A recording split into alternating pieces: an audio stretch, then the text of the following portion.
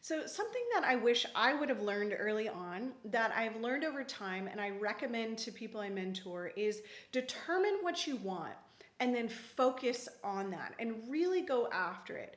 I see so many new agents just kind of reaching for things as they go, right? So, they're working with leasing agents as they start, and then they work with a couple buyers and a couple sellers, and they're doing this, and they're doing new construction, they're doing pre-owned homes, and they're doing some mid-century modern, and they're doing all of these things.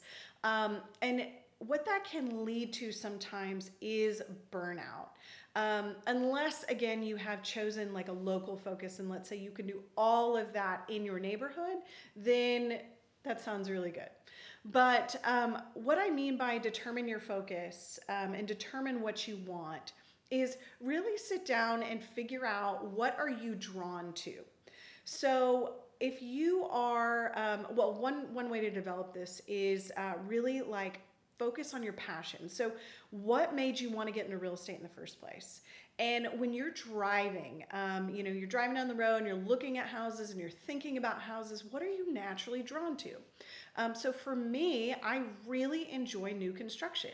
And this has been something I've been drawn to for many years. And so I just drive by job sites and I love like looking around. I love getting out of the car. I love, putting on a pair of boots and like stomping through, concrete floors and watching out for nails. But I really love like looking at the house and saying, okay, like spatial planning, spatial reasoning, and saying, okay, cool, the bathroom's going to go there and the bedroom's going to go here. And, that'd be really cool with some sliding glass doors, and we could do some indoor outdoor living, and really helping design and think through the layout of a house. So that I find passion in.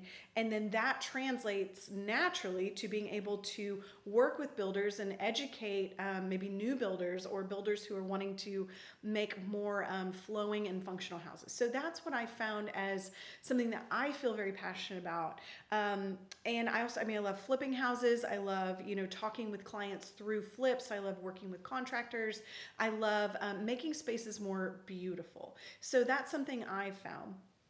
Whereas, let's say I don't have a lot of expertise in farm and ranch. So I am probably not the person that you call, to talk about how to make these cows a part of the purchase of, the house. You just really want to find out, like, what are you passionate about? And a good way to do that is, what are you doing when you completely lose track of time? So are you playing a sport? Are you doing something musical? Are you looking at Architectural Digest? Are you walking through Restoration Hardware? Are you start asking yourself those questions?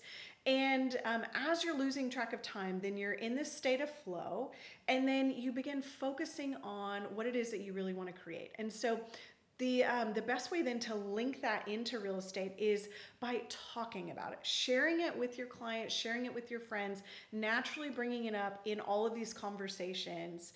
And then people will start to associate you with that type of sale. So as I talk about new construction, I am naturally beginning to attract buyers of new construction and builders. And so as I do that, then I get better at it, and then I attract more people connected to it, and then I get better at it.